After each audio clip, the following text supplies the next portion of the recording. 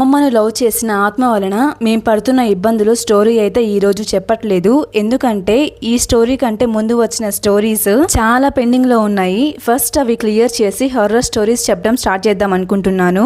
అలా అని ఈ రోజుటి వీడియోని స్కిప్ చేయమని చెప్పట్లేదు. ఈ రోజు మొత్తంగా 5 సబ్స్క్రైబర్ స్టోరీస్ చెప్పబోతున్నాను. అండ్ ఈ వీడియో కూడా మీరు చూడాల్సిన వీడియోని మిస్ చేయొద్దు.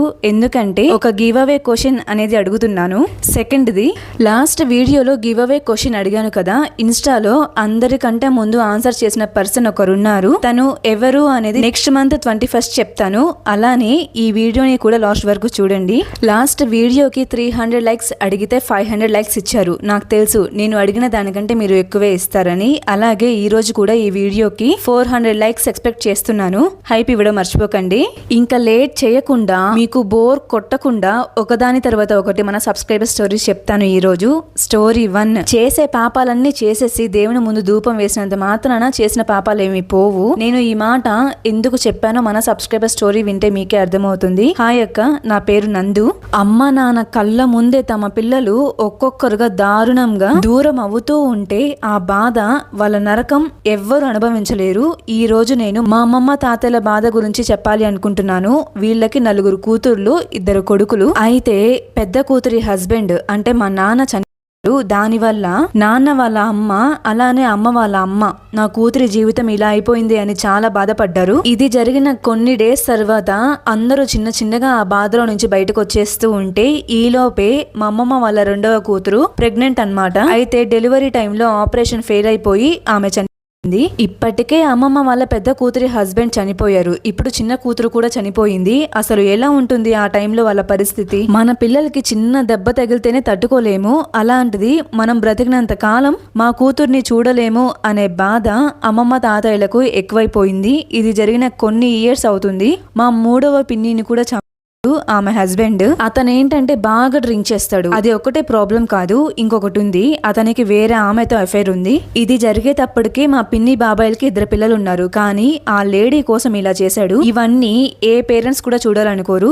ఒకవేళ చూశారు అంటే అది వాళ్ళ దురదృష్టమే అనుకోవాలి. తమ పిల్లల్ని కోల్పోయాక అమ్మమ్మ తాతయ్యలు వెళ్ళిపోయారు. వాళ్ళని ఆ బాధలో నుంచి ఎలా బయటకు తీసుకొని రావాలో తెలియడం లేదు. ఇక్కడ నేను చెప్పేది ఏంటంటే, ఒక లేడీకి ఏదైనా ప్రాబ్లం వచ్చినప్పుడు ఆ కష్టాల నుంచి బయటకు రాలేము. ఒకవేళ వచ్చినా అంత శూన్యమే అని తెలిసి కూడా వాళ్ళ కోసం కాకపోయినా తమ పిల్లల కోసమో తమ పేరెంట్స్ కోసమో బ్రతకాలి అనుకుంటారు. కానీ మా పిన్నికి మాత్రం అతను ఆ ఆప్షనే ఇవ్వలేదు. పరాయి ఆడదాని కోసం తాళి కట్టిన తన భార్యని అడ్డుగా ఉందని ఇలా చేశాడు. అలా చేసే టైంలో వాళ్ళు ఏమనుకుంటారో తెలియదు. కానీ ఇది జరిగాక ఆమె పేరెంట్స్, ఆమె పిల్లలు అందులో నుంచి బయటకు రాలేరు. ఒకవేళ వచ్చినా కానీ లైఫ్ లాంగ్ మానసికంగా చాలా వీక్ అయిపోతారు. ఇలాంటి సిచ్యువేషన్ ఎవరికి రాకూడదు అని మన సబ్స్క్రైబర్ వాళ్ళ స్టోరీని బ్రీఫ్ గా మనతో షేర్ చేసుకున్నారు. అందరూ మగవాళ్ళు ఇలా ఉండరు. బట్ ఎక్కడో ఒక 10% మెంబర్స్ వాళ్ళ ఆడవాళ్ళ మోజులో పడి ఏం చేస్తున్నామో తెలియకుండా ప్రవర్తిస్తుంటారు. మీకు పెళ్ళయి పిల్లలు ఉన్నారు అని తెలిసి కూడా సీక్రెట్ రిలేషన్షిప్ మెయింటైన్ చేయడానికి రెడీగా ఉన్నారు అంటే వాళ్ళది ట్రూ లవ్ కాదు. ఎప్పటికీ నిజాయితీగా ఉండరు. డబ్బు కోసమే అదంతా. వన్స్ నీ దగ్గర డబ్బులు అయిపోయాక నువ్వు కాకపోతే ఇంకొకడు అంటూ వేరే వ్యక్తిని చూసుకొని వెళ్ళిపోతారు. అలాంటి వాళ్ళ కోసం చక్కని కుటుంబాన్ని నాశనం చేసుకోవద్దు. వాళ్ళ కోసం మీ వైఫ్ ని అడ్డు తొలగించుకోవాలి అనే ఆలోచన వచ్చినప్పుడు, అరే మా అమ్మని కూడా మా నాన్న ఇలానే చేస్తే, మా అక్క చెల్లిని కూడా మా బావ ఇలానే చేస్తే అని ఒక్కసారి ఆలోచించండి. మీకు మీరే. తన మదర్ 9 నెలలు మోసి ప్రాణాలకు తెగించి కానీ కంటికి రెప్పలాగా పెంచుకున్నది రేపు తనకు పెద్దయ్యాక ఒకడి చేతిలో పెట్టి తన తప్పేం లేకుండా బలైపోవడానికి కాదు. 100 ఇయర్స్ నీతో హ్యాపీగా ఉంటుంది అనే ఇచ్చి పెళ్లి చేస్తారు. ఏంటి అక్క ఈ రోజు ఇంత డెప్త్ గా చెప్తుంది అనుకోకండి. కొంతమంది పేరెంట్స్ ఇలాంటివేమి వాళ్ళ కొడుకులకి చెప్పకుండా వాళ్ళు ఏ తప్పు చేసినా కూడా అది కరెక్టే అన్న గారాబంతో పెంచుతారు. అలా చెయ్యకండి. గారాబం అనేది స్లో లాంటిది. ఆ విషయం వేరే వాళ్ళ మీద చల్లక ముందే తప్పు ఒప్పులు నేర్పిస్తూ పెంచండి మీ పిల్లల్ని. మెయిన్ గా అబ్బాయిలకి. అప్పుడే పరాయి ఆడవాళ్ళ కోసం సొంత ఇంట్లో వాళ్ళ మీద విషయం కక్కకుండా ఉంటారు. మరి మీరేమంటారు? నేను చెప్పింది కరెక్టేనా? స్టోరీ 1 అని కామెంట్స్ లో చెప్పండి. స్టోరీ 2 స్టార్ట్ చేసే ముందు మన వీడియోని ఎవరైనా కొత్తగా చూస్తున్నట్లయితే ఇప్పుడే ఛానల్ ని సబ్స్క్రైబ్ చేసి వీడియోని కంటిన్యూ చేయండి. ఈ రోజైతే నేను కాకరకాయ ఫ్రై చేస్తున్నాను. ఏంటక్క కాకరకాయ తొక్కు తీసేది, పీసెస్ గా కట్ చేసేది కూడా ఊహించాలా అంటే ఎస్, ఇంకా నేనేం చేయలేను. మన ఇంట్లో వంట చేసుకుంటున్నప్పుడు మన ఇంటికి పక్కింటి ఆవిడ వస్తే ఎలా మాట్లాడుతుంటాము అలానే అనుకోండి. సరే, ఇంకా సెకండ్ స్టోరీని కూడా చెప్పడం స్టార్ట్ చేస్తున్నాను. ఈ సెకండ్ స్టోరీకి మాత్రం మీ సొల్యూషన్ కావాలి. సో స్టోరీని మొత్తం క్లియర్ గా వినండి. ఏమైంది అనేది తన మాటలోనే చెప్తాను. నా పేరు దీప్తి. నాకు పెళ్ళయి 1 year అవుతుంది. మాది లవ్ మ్యారేజ్. పెళ్లి కాకముందు మా ఇంట్లో తెలిసి నన్ను తిట్టారు. అందుకని కొన్ని డేస్ అతనితో మాట్లాడలేదు. కానీ ఎక్కువ రోజులైతే ఉండలేకపోయాను. తనని చూడకుండా మాట్లాడకుండా ఇంట్లో చెప్పాను, ఒప్పుకోలేదు. ఇంకేం చేయలేక మేము పెళ్లి చేసేసుకున్నాము. అయితే నేను కొన్ని డేస్ అతనితో మాట్లాడేదాన్ని కాదని చెప్పాను కదా. ఆ టైంలో ఎవరో ఒక అమ్మాయి ఫేక్ అకౌంట్ తో చాట్ చేస్తూ ప్రపోజ్ చేసిందంట. అయితే ఇతను కూడా యాక్సెప్ట్ చేశాడు. అదే విషయం ఇప్పుడు నా హస్బెండ్ ని అడుగుతుంటే వాళ్ళెవరో ఏడిపించడానికి అలా చేశారు, నేను కూడా రివర్స్ లో వాళ్ళని ఏడిపించడానికి అలా చేశాను అంటున్నాడు. నేను ఆ ఫేక్ అకౌంట్ కి మెసేజ్ చేస్తే ఆ అమ్మాయి ఏమో నీ హస్బెండే నన్ను లవ్ చేశాడు అంటుంది. సర్లే ఒకసారి కాల్ చేస్తాను, లిఫ్ట్ చేయి అంటే నేను మాట్లాడను అంటుంది. అలానే అసలు నిజం తెలుసుకుందామని ఇంకొకసారి మెసేజ్ చేస్తే ఆ టైంలో చాట్ చేసింది ఒక అబ్బాయి. తను మనీ అడుగుతున్నాడు. అతను బెదిరిస్తున్నాడో ఏంటో నాకైతే అర్థం కాలేదు. దీన్ని చూడలేక నేను నా హస్బెండ్ తో డివోర్స్ తీసుకుందాం అనుకుంటున్నాను. కానీ ఇప్పుడు నేను ప్రెగ్నెంట్, ఏమైనా సొల్యూషన్ చెప్పండి, కొంచెం హెల్ప్ అవుతుంది అని దీప్తి మనతో తన స్టోరీని షేర్ చేశారు. ఒక్కటి గుర్తు పెట్టుకోండి, ఇంట్లో ఒప్పుకోలేదని వెళ్లిపోయి పెళ్లి చేసుకున్న వాళ్ళల్లో ఒక 20% కపుల్స్ మాత్రమే హ్యాపీగా లైఫ్ ని లీడ్ చేస్తున్నారు. ఒక 30% కపుల్స్ మాత్రం కూరగాయల్ని వెయిట్ చెక్ చేసే కాటా ఉంటుంది కదా, అది ఎలా తూగుతుంది 50-50గా అలా ఉన్నారు. ఇంకా రిమైనింగ్ 50% కపుల్స్ భర్త నుంచి వచ్చే బాధలు తట్టుకోలేక అటు ఇంటికి వెళ్ళలేక ఒక అనాథలాగా బ్రతుకుతున్నారు. ఇవన్నీ అవసరం అంటారా? అంటే నేను దీప్తి గురించి ఏం చెప్పట్లేదు, బయట సిచ్యువేషన్ ఇలానే ఉంది. ఇలాంటి సిచ్యువేషన్ ని ఏ అమ్మాయి అబ్బాయి తెచ్చుకోవద్దు. అండ్ ఇంకొకటి, ఇన్స్టా ఫేస్బుక్ లో ఈజీగా చేస్తున్నారు. అసలు వాళ్ళు ఎవరో కూడా తెలియకుండా అమ్మాయి ఐడి ఉంది, నిజంగా అమ్మాయేనేమో అని కకృతి పడిపోయి personal information, family details, photos, video share చేయొద్దు. అలానే డబ్బులు కూడా ఇవ్వకండి. 99% ఫేక్సే అవి. ఇంకా దీప్తి విషయానికి వస్తే తను ఒక సొల్యూషన్ అడిగింది కదా, నాకేమనిపిస్తుందో చెప్తాను. మరి మీరేమైనా సొల్యూషన్ ఇవ్వాలి అనుకుంటే స్టోరీ 2 అని మీ మైండ్ లో ఏం రన్ అవుతుందో చెప్పండి కామెంట్స్ లో. తొందరపాటు అనేది చాలా డేంజరస్. అసలు మీ హస్బెండ్ నిజంగా వాళ్ళ ప్రపోజల్ ని యాక్సెప్ట్ చేశారా? ప్రూఫ్స్ ఉంటే ఓకే, లేకపోయినా ఓకే, బట్ అప్పుడే డివోర్స్ వరకు వెళ్ళకండి. ఎందుకంటే వన్స్ డివోర్స్ అయిపోయాక తను తప్పు చేయలేదు అని తెలిసి చాలా రిగ్రెట్ అవుతారు. అంతవరకు తెచ్చుకోకండి అని చెప్తున్నాను. ఒక 4 పెద్ద మనుషులు లేదా మీ పేరెంట్స్ అతని పేరెంట్స్ ముందు కూర్చోబెట్టి మాట్లాడి సాల్వ్ చేసుకోండి. అసలే ప్రెగ్నెంట్ అంటున్నారు, సొల్యూషన్ లేని ప్రాబ్లం అంటూ ఏదీ లేదు. అలా అని డివోర్స్ సొల్యూషన్ కాదు. మరి మీకేమనిపించిందో కామెంట్స్ చేశారా? స్టోరీ 2 అయితే ఇది. మరి థర్డ్ స్టోరీ కూడా స్టార్ట్ చేస్తున్నాను. అంతకన్నా ముందు పిల్లలకి సమ్మర్ హాలిడేస్ ఇచ్చేసే ఉంటారు కదా, స్కూల్స్ కి బాగా సతాయిస్తున్నారని వాళ్ళకి మొబైల్స్ ఇవ్వకండి. అలానే అలవాటు అయిపోయి ఇంకా ఫోన్లకే అతుక్కుపోతారు. తర్వాత స్కూల్ స్టార్ట్ చేసినా కూడా మీరు ఫీజ్ కి ఎంత డబ్బులు పెట్టి చదివిస్తున్నా కూడా చదవడం పై ఇంట్రెస్టే రాదు. ఎంతసేపటికి రీల్స్, బొమ్మలు అంటూ ఉంటారు. ఓల్డ్ ఈజ్ గోల్డ్ అంటారు కదా. బారాగస్టా గేమ్స్ లేకపోతే board games like brain Vita, carroms, chess ఇలాంటివి ఆడిపించండి. పిల్లలు కూడా చురుగ్గా ఉంటారు. ఇంకా 3వ స్టోరీని కూడా చెప్పడం స్టార్ట్ చేస్తున్నాను. కొంతమందికి కాళ్ళు చేతులు చక్కగా ఉన్నా చెడు అలవాట్లకు బానిస అయ్యి సొంత బిడ్డల్ని కూడా సరిగ్గా చూసుకోవడం లేదు. అలాంటిది ఒక పుట్టిన బిడ్డని రోడ్డు మీద పడేసి వెళ్ళిపోతే తీసుకొచ్చి ఆ భార్యాభర్తలిద్దరూ కంటికి రెపలాగా పెంచుకున్నారు. ఎవరో బిడ్డని తీసుకొచ్చి తమ సొంత బిడ్డలాగా చూసుకుంటూ ఉంటే మరి రిలేటివ్స్ ఊరుకుంటారా? తర్వాత ఏం జరిగింది అనేది తన మాటలోనే చెప్తాను.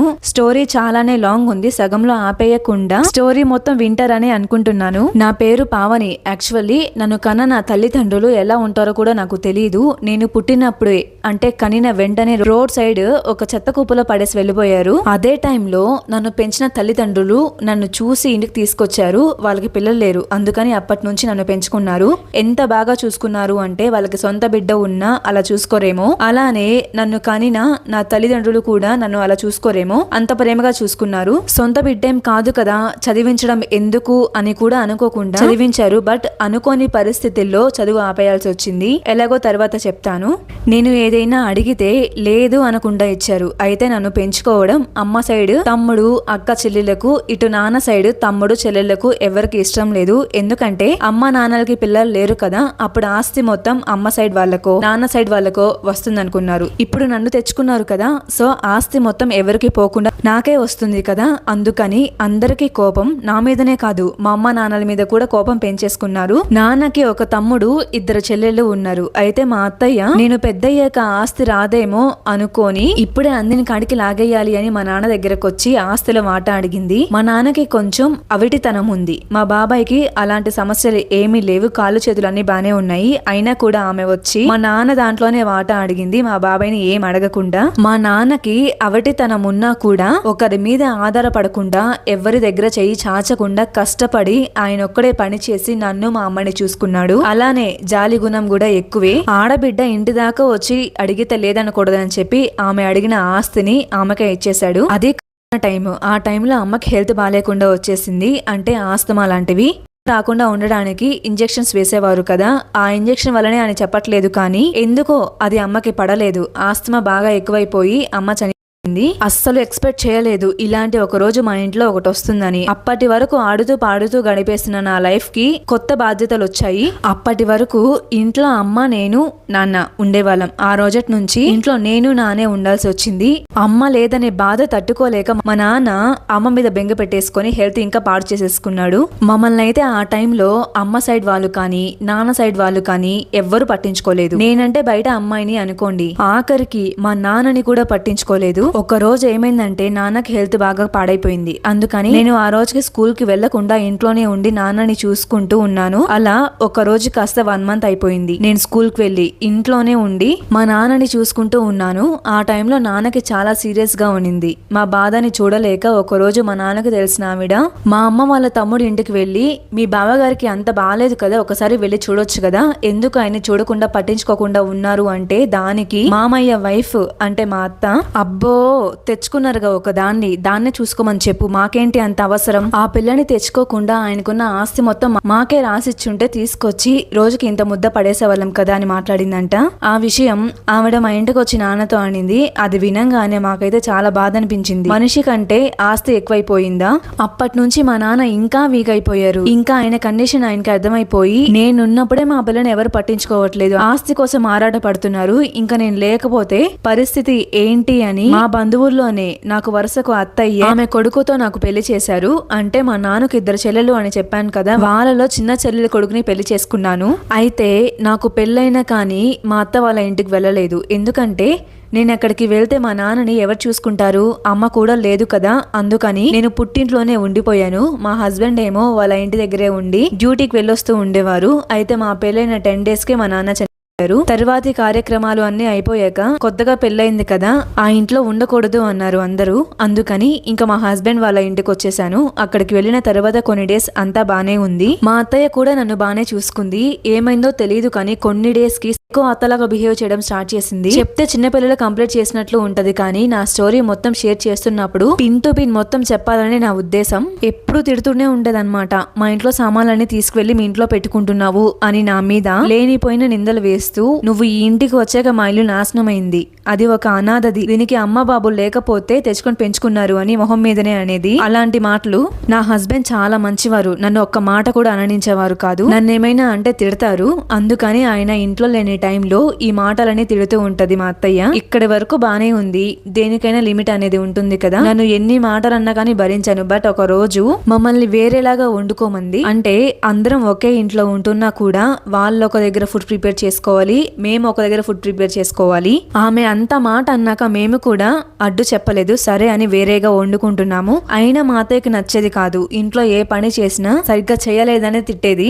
ఇంకా అలానే ఏం జరిగినా ఓర్చుకుంటూనే వెళ్ళాను. ఆమె పెట్టుకున్న కిచెన్ కి డోర్ ఉంటుంది. సో ఆమె ఎక్కడికి వెళ్ళినా కానీ దానికి లాక్ వేసుకునే వెళ్తది. ఎందుకో తెలుసా, నేను వెళ్లకుండా. మా వంటగదికి డోర్ ఉండదు కాబట్టి నేను అలాగే వదిలేసేదాన్ని. ఆమె భయం ఏంటంటే నేను ఆమె కిచెన్ లోకి వెళ్లి ఆమె ఉప్పు పప్పులు ఇలాంటివి తెచ్చుకుంటానేమో అనే భయము. నేనైతే అలాంటి దాన్ని కాదు, మనలో మన మాట. అయినా తెచ్చుకుంటే ఏమవుతుంది, తినేది ఆమె సొంత కొడుకు కోడలే కదా. ఏంటో ఈ జనాలు. ఇంకా ఆమె నా వంటగదిలోకి వచ్చి అన్ని తీసుకెళ్లేది. అత్త కదా అని నేను కూడా వదిలేస్తాను, ఇలా జరుగుతుంది అని మా వారు వారికి చెప్తే ఆవిడ అంతేలే నువ్వేం మాట్లాడుకో అనేవారు. సరే అని సైలెంట్ అయిపోయేదాన్ని. అయితే నాకు అప్పుడే ప్రెగ్నెన్సీ కన్ఫర్మ్ అయింది. నేనైతే చాలా హ్యాపీగా ఉన్నాను. ముందు నేను చాలా సన్నగా ఉండేదాన్ని. ఎప్పుడైతే ప్రెగ్నెన్సీ కన్ఫర్మ్ అయిందో అప్పటి నుంచి వెయిట్ గెయిన్ అయ్యాను. అది కామనే కదా, కడుపుతో ఉన్నప్పుడు వెయిట్ గెయిన్ అవ్వడం. దాన్ని తప్పుగా చూసేదావిడ. నేనేదో బాగా తిని లావైనట్లు. అయినా నేను పట్టించుకోలా. నాకు 9 months కంప్లీట్ అయిపోయింది. 10th month రాగానే ఒక 13 days కి డెలివరీ అయ్యి ఒక బాబు పుట్టాడు. కానీ ఎవరి కళ్ళు పడ్డాయో తెలియదు, కానీ మా బాబు హెల్త్ బాలేక అప్పుడే చనిపోయాడు. ఆ టైంలో ఎంత పగవారైన ధైర్యం చెప్తారు కదా బాబుని కోల్పోయినందుకు. కానీ మా అత్తయ్య ఏం చేసిందో తెలుసా? నేను సరిగ్గా చూసుకోలేదు, నీ వల్లే చనిపోయాడు అని.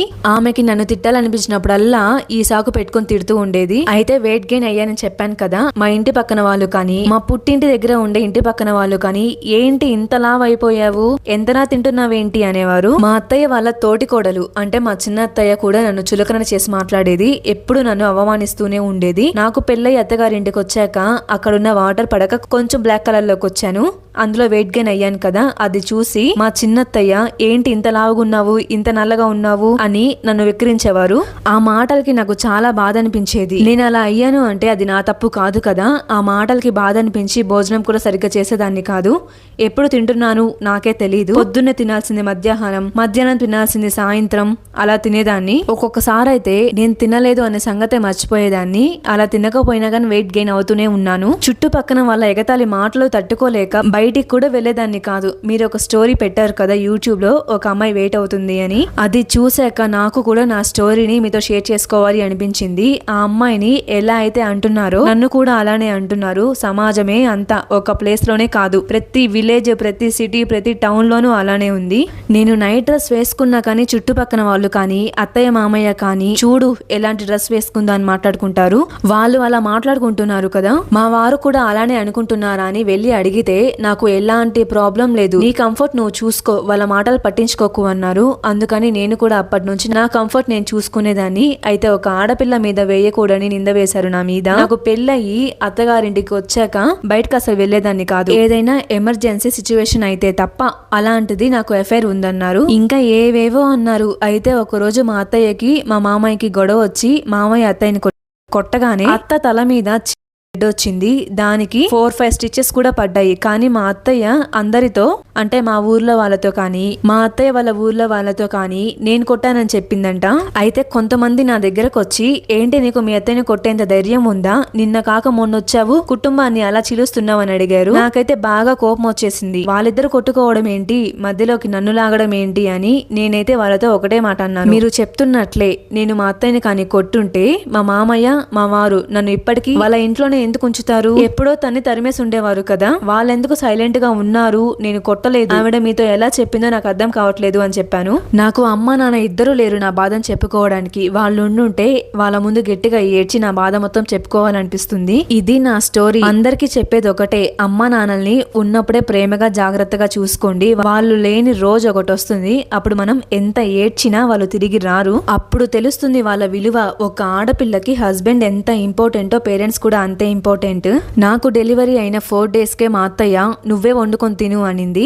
అదే మా అమ్మ కానీ ఉండుంటే ఆ టైంలో చాలా జాగ్రత్తగా చూసుకునేది అని మన సబ్స్క్రైబర్ పావని మనతో తన స్టోరీని షేర్ చేశారు. ఇది థర్డ్ స్టోరీ. తన స్టోరీ విన్నాక స్టోరీ 3 అని మీకేమనిపించిందో కామెంట్స్ లో చెప్పండి. ఇంకా 4th స్టోరీ విషయానికి వస్తే తన స్టోరీని కంప్లీట్ గా విని కామెంట్స్ లో ఒక సొల్యూషన్ చెప్పండి. నా పేరు చిన్నారి. మా అమ్మ నాన్నలకి 2 పిల్లలమి. అయితే నేను 2వ కూతుర్ని. డిప్లొమా చేశాను. డిప్లొమాలో ఒక అబ్బాయిని లవ్ చేశాను. ఆ విషయం మా ఇంట్లో వాళ్ళకి తెలిసి బాగా తిట్టారు. అబ్బాయితో మాట్లాడకు, ఇంకొకసారి మాట్లాడావు అని తెలిసిందో మర్యాదగా ఉండదు అని వార్నింగ్ ఇచ్చారు. నేను కూడా సరే అన్నాను. అబ్బాయి వాళ్ళది మా ఊరు కాదు, తన మేనమామది మా ఊరే. అందుకని వాళ్ళ మేనమామకి ఇంటికి వస్తూ ఉండేవారు. అప్పుడప్పుడు అలా లవ్ చేశాను. మా ఇంట్లో మా లవ్ మ్యాటర్ తెలిసిందని చెప్పాను కదా, ఆ రోజు అమ్మ నన్ను బాగా తిట్టి కొట్టింది. అప్పటి నుంచి నాకు మొబైల్ కూడా ఇవ్వలేదు, ఎందుకంటే అతనికి ఫోన్ చేసి మాట్లాడతానేమో అని. అయితే ఇంట్లో ఎవరూ లేని టైంలో సీక్రెట్ గా ఫోన్ దొరికినప్పుడే అతనికి కాల్ చేసి మాట్లాడేదాన్ని. అంత సీక్రెట్ గా మాట్లాడుకుంటూ ఉంటే వాళ్ళ మదర్ కి తెలిసి ఆమెకి కూడా ఇష్టం లేదు మేమిద్దరం లవ్ చేసుకోవడం. అందుకని మా అమ్మకి కాల్ చేసి, అమ్మ మీ పాప మా అబ్బాయికి కాల్ చేస్తుంది, ఇంకా తను మా వాడికి కాల్ చేసిందంటే బాగుండదు అని చెప్పి సీరియస్ గా కాల్ కట్ చేసిందంట. ఆవిడ అలా చెప్పేసరికి అమ్మకి బాగా కోపం వచ్చేసింది. అప్పుడు కూడా అమ్మ నన్ను బాగా కొట్టేసింది. ఇంకా ఆ ఆంటీ కూడా నాతో ఫోన్ లో అదే రోజు, ఇంకా ఎప్పుడు నువ్వు కాల్ చేసినా కానీ వెంటనే మీ అమ్మకి చెప్పేస్తాను అన్నారు. దానికి నేను భయపడి కాల్ చేయడమే కంప్లీట్ గా ఆపేశాను. చేశాను. ఎందుకంటే అప్పటికి మా అమ్మ చెప్పేసింది, ఇంకొకసారి అతనితో మాట్లాడావు అని తెలిసిందో నీ చదువుని ఆపించేస్తాను అనింది. అందుకని చాలా డేస్ మేమిద్దరం మాట్లాడుకోలేదు. అప్పటికే చాలా డేస్ అయిపోయింది తనతో మాట్లాడి. ఇంకా నా వల్ల కాక ఒక రోజు ఎవరికి తెలియకుండా వేరే మొబైల్ నుంచి కాల్ చేశాను. వేరే మొబైల్ నుంచి కాల్ చేస్తే తను నా వాయిస్ ని గుర్తుపట్టి ప్రేమగా మాట్లాడుతూ ఉండేసరికి నాకైతే ఏడుపు వచ్చేసింది. నేను ఏడ్చేసరికి అతను కూడా ఏడ్చేశాడు. అప్పుడు జరిగింది మొత్తం చెప్పి తనతో ఎప్పుడో ఒకసారి కాల్ చేస్తాను నీకు అని చెప్పి కాల్ కట్ చేశాను. అదే లాస్ట్ టైం. ఇంకెప్పుడు తనకి కాల్ చేయలేదు. ఇటు మా ఇంట్లో వాళ్ళేమో నాకు మ్యాచ్ ఫిక్స్ చేశారు. నాకు ఆ పెళ్లి చేసుకోవడం ఇష్టం లేదు. అయితే నాకంటూ అప్పటి వరకు ఫోన్ లేదు. అమ్మ దగ్గరికి వెళ్ళి ఫోన్ తీసివమ్మా అంటే నేను తీసివ్వను, నిన్ను చేసుకునే వారికి ఇష్టమైతే వాళ్ళే తీసిస్తారులే అనింది. ఈ విషయం వాళ్ళకి తెలిసి నన్ను పెళ్లి చేసుకోవాలనుకునే అతను నా కోసం ఫోన్ కొనిచ్చారు. కానీ అలా తీసించడం అతని మదర్ కి ఇష్టం లేదు. ఎందుకంటే ఇప్పుడే ఎందుకు ఇవన్నీ అని అలా నేను ట్రైనింగ్ కి వచ్చేసాను. తను నాకు ఫోన్ తీసించినప్పటి నుంచి డైలీ నాకు మెసేజ్ చేసేవాడు. నేను ట్రైనింగ్ కి వచ్చానని చెప్పాను కదా, అక్కడ ఒక అతను పరిచయం అయ్యాడు. అతని పేరు హరి. నాకే తెలియకుండా అతన్ని లవ్ చేశాను. ఇతన్ని లవ్ చేయడం స్టార్ట్ చేసినప్పటి నుంచి జగదీష్ అంటే నాకు మ్యాచ్ ఫిక్స్ అయిందని చెప్పాను కదా, అతని పేరు జగదీష్. అతనితో కూడా సరిగ్గా మాట్లాడేదాన్ని కాదు. ఒక రోజు జగదీష్ కార్ కొన్నాడు. ఆ కార్ లో ఫస్ట్ నన్నే ఎక్కించుకోవాలని మా ఇంటి వరకు వచ్చారు. నన్ను ఎక్కమన్నారు. నేను ఎక్కను అని చెప్పాను. తను బ్రతిమలాడేసరికి ఎక్కాల్సి వచ్చింది. తను నా మీద ఆశలు పెంచుకుంటున్నారు. ఇంకా నాకేమో హరి అంటే ఇష్టం. ఇలా ఉండగా ఇంట్లో నాది హరిది లవ్ మ్యాటర్ తెలిసిపోయింది. పెళ్లి ఫిక్స్ అయింది అని తెలిసి కూడా ఇంకొకరిని లవ్ చేస్తున్నావు అంటూ బాగా తిట్టారు. వాళ్ళకి నచ్చ చెప్పాలని ఎంతో ట్రై చేశాను. బట్ వాళ్ళు ఒప్పుకోలేదు. ఇంకా లాస్ట్ కి జగదీష్ కి చెప్పేశాను, నేను ఒక అబ్బాయిని లవ్ చేస్తున్నాను, నిన్ను పెళ్లి చేసుకున్నా కానీ నేను హ్యాపీగా ఉండలేను, నీతో ఎన్నోసార్లు చెప్పాలని ట్రై చేశా బట్ ధైర్యం సరిపోలేదు అంటే పాపం ఇతను చాలా ఫీల్ అయ్యారు. ఆ తర్వాత ఇంట్లో నుంచి వెళ్ళిపోయి నేను హరి పెళ్లి చేసుకున్నాము. అలా హరి వాళ్ళ పేరెంట్స్ సపోర్ట్ తో మా ఇద్దరికి పెళ్ళైపోయింది. కొన్ని డేస్ కి నేను ప్రెగ్నెంట్ అయ్యాను. 5th మంత్ వచ్చింది. Health checkup and baby growth ఎలా ఉంది చెక్ చేయించుకోవడానికి హాస్పిటల్ కి వెళ్ళాము. అంతా అయిపోయింది. ఇంకా నైట్ ఇంటికి వచ్చాము. హరి ఏమో నువ్వు తినేసి పడుకో, నాకు నైట్ డ్యూటీ ఉంది ఈ రోజు, ఇంటికి వచ్చేసరికి బాగా లేట్ అవుతుంది, నువ్వు పడుకో అని చెప్పి వెళ్లారు. అలానే చాలాసేపు వెయిట్ చేశాను మా వారి కోసం, అయినా రాలేదు. టెన్షన్ వచ్చేసి హరి మొబైల్ కి కాల్ చేస్తే స్విచ్ ఆఫ్ వస్తుంది. మా వారు డ్రైవర్.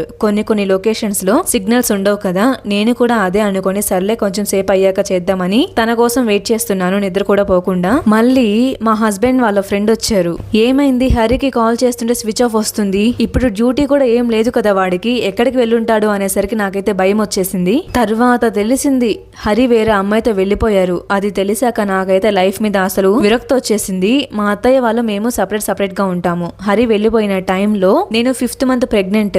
ఇంట్లో ఒక్కదాన్ని వదిలిపెట్టి వెళ్ళిపోయాడు. ఇంకా మా అత్తయ్య వాళ్ళకి కాల్ చేస్తే నువ్వేం బాధపడకు, మేము రేపు వస్తామని చెప్పారు. ఆ రోజు గడిచిపోయింది. ఆ నెక్స్ట్ డే హరి మెసేజ్ చేశారు, నేను తప్పు చేశాను, నేను వెళ్ళిపోయాను, ఇంకా రాను, నువ్వు జాగ్రత్తగా మీ ఇంటికి వెళ్ళిపో అనేసాడు. నీ పాటికి నువ్వు వెళ్ళిపోయావు, మరి నా సంగతి ఏంటి అని అడిగితే నువ్వు నాకొద్దు అనేసాడు. ఆ బాధతో కాల్ చేసినా కానీ లిఫ్ట్ చేయడం లేదు, ఎన్ని కాల్స్ చేసినా కానీ ఆన్సర్ చేయట్లేదు. అలా 2 months అయిపోయింది. ఈ 2 months లో కూడా నువ్వు కావాలి అని చెప్పట్లేదు, ఎంతసేపటికి నువ్వు మీ ఇంటికి వెళ్ళిపో అంటున్నారు. అలా ఇంకొన్ని డేస్ గడిచిపోయాయి. ఒక రోజు నాకు కాల్ చేసి నేను ఇంటికి వచ్చేస్తాను, నాకు నీ వాల్యూ తెలిసింది, కానీ ఎప్పుడు వస్తానో తెలీదు అన్నారు. నేనైతే హ్యాపీ, ఎందుకంటే వస్తానని చెప్పారు కదా. అలా నాకు 9th month హాఫ్ లో వచ్చారు. వచ్చాక కూడా వెళ్ళిపోయిన అమ్మాయితో మెసేజ్ చేస్తూనే ఉన్నారు. నేను చూసినప్పుడు ఎవరితో చాట్ చేస్తున్నావు అంటే ఎవరితో చాట్ చేయట్లేదే అంటున్నాడు. బట్ తను ఈ అమ్మాయికి కాల్స్ మెసేజెస్ చేస్తూనే ఉన్నారు. కొన్ని డేస్ కి నాకు పాప పుట్టింది. ఇదంతా జరిగి 1 year అవుతుంది. పాపకి ఇప్పుడు 1 year. ఇంకా ఆ అమ్మాయితో టచ్ లోనే ఉన్నారు. ఏం చెయ్యాలి ఇప్పుడు కొంచెం చెప్తారా అని సొల్యూషన్ అడుగుతూ చిన్నారి తన స్టోరీని మనతో షేర్ చేశారు. ఈ ప్రాబ్లం కి సొల్యూషన్ నేనేం చెప్పట్లేదు, మన ఛానల్లో పెళ్ళైన ఆడవాళ్ళు ఉన్నారు కదా, మీకు తెలుస్తుంది తను ఏం చేస్తే బెటర్ అనేది. సో మీరే స్టోరీ 4 అనే కామెంట్స్ లో చెప్పండి. ఈ రోజుకి లాస్ట్ స్టోరీ 5 అయితే చెప్పేస్తున్నాను. దానికంటే ముందు మీరు ఈ వీడియోని ఏ ఊరి నుంచి చూస్తున్నారు, మీ ఊరి పేరు కూడా చెప్పండి. నా పేరు ప్రవళిక. ప్రెసెంట్ నేను సాఫ్ట్వేర్ జాబ్ చేస్తున్నాను అండ్ మా హస్బెండ్ కూడా సర్వీస్ ఇంజనీర్ గా జాబ్ చేస్తున్నారు. ప్రెసెంట్ మేమైతే హైదరాబాద్ లో ఉంటున్నాం. ఇంకా మా స్టోరీ విషయానికి వస్తే మాది సక్సెస్ స్టోరీయా కాదా మీరే చెప్పండి. నా స్టోరీ మొత్తం విని నేను నా హస్బెండ్ 8 years గా లవ్ చేసుకొని 1 year బ్యాక్ పెళ్లి చేసుకున్నాము. రీసెంట్ గానే మాకు బాబు కూడా పుట్టాడు. అసలు నా ఈ స్టోరీలో మా అత్తగారి గురించి చెప్పాలి అనుకుంటున్నాను. ఆమె వల్ల నాకు మా వారికి గొడవలు వస్తున్నాయి. ఎందుకంటే ఆమె ఇంటికి నేను కోడలుగా వెళ్ళడం ఆమెకి ఇష్టం లేదు. లవ్ మ్యారేజ్ కదా. ఫస్ట్ లో మా లవ్ మ్యాటర్ ఇంట్లో చెప్పి వాళ్ళని ఒప్పించేటప్పుడు నన్ను పెళ్లి చేసుకుంటే ఆమె చనిపోతాను అని బెదిరించిందంట. అయినా మా హస్బెండ్ లాస్ట్ కి నన్నే పెళ్లి చేసుకున్నారు. నాకు 3 months బ్యాక్ డెలివరీ అయ్యింది. 3 months అయ్యాక నిద్ర చేయడానికి అత్తవారింటికి వెళ్తారు కదా. సో నేను కూడా అలా వెళ్ళినప్పుడు ఆమె బిహేవియర్ టూ వరస్ట్ అనిపించింది. ఎందుకంటే ఇండైరెక్ట్ గా నన్ను తిట్టడము, నన్ను తిట్టిందే కాక మా అమ్మ వాళ్ళని తిట్టడము, బాలింత అని కూడా లేకుండా నాతో ఆ ఇంట్లో ఎదవ చాకరీ చేయించేది. కనీసం మార్నింగ్ టిఫిన్ కూడా నేను లేచి చేసే వరకు చేసేది కాదు. ఆమె అంతలా టార్చర్ చేస్తున్నా కూడా నా హస్బెండ్ మొహం చూసి తట్టుకున్నా. కానీ ఒక రోజు లిమిట్స్ క్రాస్ చేసింది. బాబుని పక్కన పడుకోబెట్టుకొని నేను కూడా నిద్రపోతున్నాను. ఆమె నా మంగళసూత్రం పట్టుకొని లాగింది. ఇదే కాదు, పెళ్లి కాకముందు మా వారు నా ఫోటోని చూపిస్తే చింపేసింది ఆ ఫోటోని కూడా. ఆమె ఇలా చేస్తుంది అని మా వారికి చెప్తే మనం హైదరాబాద్ లో ఉంటాము, ఇక్కడ కాదు, నిద్ర చేయడానికి మాత్రమే ఇక్కడికి వచ్చింది. ఆమెతో నీకెందుకు, గొడవ లైట్ తీసుకో అంటారు. ఆ మాటకి నాకైతే కోపం వస్తుంటది. అలా నాకు నా హస్బెండ్ కి ఆమె వలన గొడవలు అవుతూనే ఉంటాయి. చాలా పెద్ద గొడవలు. ఎంత పెద్ద గొడవలు వచ్చినా కానీ మేమిద్దరం విడిపోలేదు. ఎందుకంటే మా వారికి నేనంటే పిచ్చి ప్రేమ. నా హస్బెండ్ ని చూసే కేవలం ఆమెను ఏమనలేక నా కోపం మొత్తం దిగమింగుకొని ఎంత సైలెంట్ గా ఉంటున్నానో అంత రెచ్చిపోతుంది ఆమె రోజు రోజుకి. మేము ఆమె నుంచి దూరంగా వచ్చినా కూడా నాకు ఆమె చేసినవే గుర్తొస్తున్నాయి. నా మైండ్ లో నుంచి పోవట్లేదు. ఆమె గురించి మా వారితో గొడవ పడడం కరెక్ట్ కాదు అని తెలుసు. బట్ ఆమె మీద కోపం అలానే ఉంది. ఏం చేయను. ఆమె నా విషయంలో చేసినవన్నీ ఆమెని మొహం మీదనే అడగాల, లేదా మా హస్బెండ్ అన్నట్లు టైం కోసం వెయిట్ చేసి అడగాల. ఏది చేస్తే బెటర్ అంటారు అని ప్రవళిక అడుగుతున్నారు. ఇది తన స్టోరీ. ఆవేశంతో ఎప్పుడు ముందడుగు వేయకూడదు. అది ఎన్నో చిచ్చులు తీసుకొచ్చి పెడుతుంది. మీ హస్బెండ్ అన్నట్లు టైం కోసం వెయిట్ చేసేదానికన్నా కూడా ఆమె మాటల్ని, ఆమె చేసిన పనులన్నీ కూడా పక్కన పడేయడం బెటర్. అంటే ఈ చెవితో విని ఈ చెవితో వదిలేయడం బెటర్. మీరు అనుకోవచ్చు మీకేం బానే చెప్తారు, అనుభవించే వాళ్ళకే కదా ఆ పెయిన్ తెలుస్తుంది. ఆమెని అడగాల్సిన మాటలన్నీ అడిగేదాకా ప్రశాంతంగా ఉండలేకపోతున్నాను అనుకోవచ్చు. ఆమె గురించి వదిలేసి మీ బాబు, మీ హస్బెండ్ గురించి ఆలోచిస్తూ ప్రశాంతంగా కూడా ఉండొచ్చు. ఇంట్లో చెత్తని మొత్తం మనం బయట పడేసినట్లు మీ గురించి, మీ విషయంలో చేసిన ఆ పనులన్నీ కూడా మీరు బయటే వదిలేసేయండి. మరి మీకేమనిపించింది స్టోరీ 5 అని కామెంట్ చేశారా? కామెంట్స్ ఇంకా చేయకపోతే ఈ 5 స్టోరీస్ కి మీరేమనుకుంటున్నారో, మీరు ఇచ్చే సొల్యూషన్స్ ఏంటి అనేవి తొందరగా కామెంట్స్ లో చెప్పేసేయండి. ఇంకా ఈ రోజుటి గివ్ అవే సెకండ్ క్వశ్చన్ ఏంటంటే, వెయిట్ చేయలేకపోతున్నారా? సరే అడిగేస్తాను. ఓన్లీ ఈ వీడియోలో నేను ఎందుకంటే అనే వర్డ్ ని ఎన్నిసార్లు యూజ్ చేశాను అనేది నాకు ఇన్స్టాగ్రామ్ లో పెట్టండి. ఈ రోజంతా టైం ఉంది. ఈ రోజు డేట్ 21 May 2026 కదా. ఈ రోజు మొత్తంలో ఎప్పుడైనా ఆన్సర్ చేయండి. బట్ ఎవరైతే ఫస్ట్ ఆన్సర్ చేస్తారో వాళ్ళే second give away question winner. Sari వస్తుంది. నెక్స్ట్ వీడియోలో ఇంకొక సబ్స్క్రైబర్ స్టోరీతో కలుద్దాం.